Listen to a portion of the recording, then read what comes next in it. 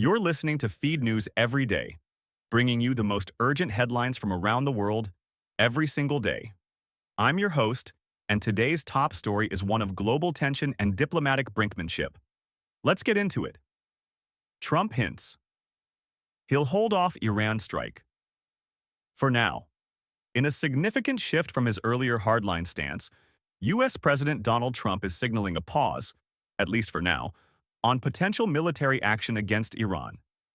The reason? A window for diplomacy may still be open. Speaking through White House spokeswoman Caroline Leavitt, Trump said, "Based on the fact that there's a substantial chance of negotiations that may or may not take place with Iran in the near future, I will make my decision whether or not to go within the next 2 weeks." This comes amid rising regional conflict. A week ago, Israel launched a surprise attack on Iran, aiming to neutralize what it claims is a growing nuclear threat. That assault has already caused serious damage, reportedly killing top Iranian generals and atomic scientists.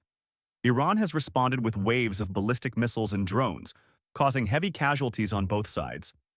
Despite the ongoing conflict, Iran has stated firmly, no negotiations with the U.S., while Israeli attacks continue. President Masoud Pezeshkian made that clear, demanding an unconditional end to what he calls enemy aggression. Markets reacted swiftly. Oil prices dropped after reports surfaced that Iran may be open to limiting its nuclear enrichment, but not halting it entirely. That remains a red line for Trump, who insists on zero enrichment. Meanwhile, the situation is escalating. Israel's defense minister has ordered continued strikes on Iran's nuclear facilities and even called for mass evacuations in Tehran. The goal, he says, is to destabilize the regime.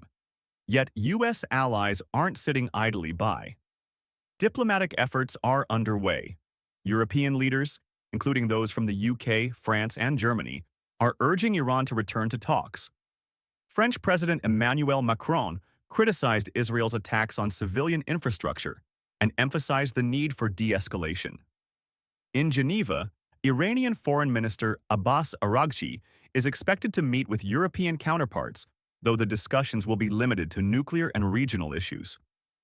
U.S. Secretary of State Marco Rubio and envoy Steve Witkoff are also actively engaged, meeting with British and Italian diplomats.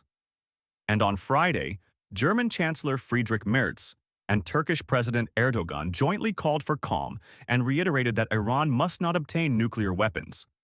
Former U.S. official Barbara Leaf warns the situation may be shifting dangerously, from targeted strikes to possible regime change, a move that, as she put it, opens up a Pandora's box of possibilities.